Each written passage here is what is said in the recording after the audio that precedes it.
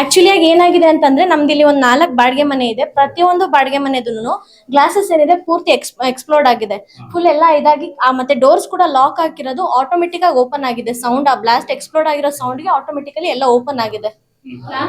So ಇದ್ರ ದಿನ ಏನ ಲಾಸ್ಟ್ ನಮ್ಮ ಮನೇಲಿ ಒಬ್ರು ಇದ್ರು, ಅವ್ರ ಅಜ್ಜಿ ತುಂಬಾ ಏಜ್ ಆಗಿದೆ, ಅವ್ರಿಗೊಬ್ರಿಗೆ ಕಂಪ್ಲೀಟ್ ಇಂಜುರಿ ಆಗಿದೆ, ಅವ್ರನ್ನ ಹಾಸ್ಪಿಟಲ್ ಕರ್ಕೊಂಡು ಹೋಗಿದ್ದಾರೆ.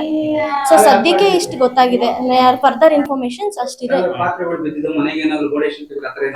ಮನೆ ಗೋಡೆ ಅಂದ್ರೆ ಈಗ ದೊಡ್ಡದಾಗಿ ಡ್ಯಾಮೇಜ್ ಆಗಿದೆ ಅಲ್ವಾ, ಇವೆಲ್ಲ ಡ್ಯಾಮೇಜ್ ಏನು ಕ್ಲಿಯರ್ ಮಾಡೋದು ಏನು ಪ್ರೊಸೀಜರ್ ನೋಡ್ಬೇಕು ಫರ್ದರ್. ಅದ್ ಪರ್ಮಿಷನ್ಸ್ ತಗೊಂಡಿದಾರ ಗಣೇಶ ಕುಂಡ್ಸಕ್ಕೆ, ಅವ್ರೇನ್ ಪರ್ಮಿಷನ್ ತಗೊಂಡಿದ್ರೆ ಅವ್ರ ಕಡೆಯಿಂದ ಏನಾದ್ರು ಕಾಂಪನ್ಸೇಟ್ ಆಗುತ್ತಾ ಅಥವಾ ಇವೆಲ್ಲ ಕ್ಲಿಯರ್ ಮಾಡಿಸ್ಕೊಡ್ತಾರ ಚೆಕ್ ಮಾಡ್ಕೋಬೇಕು.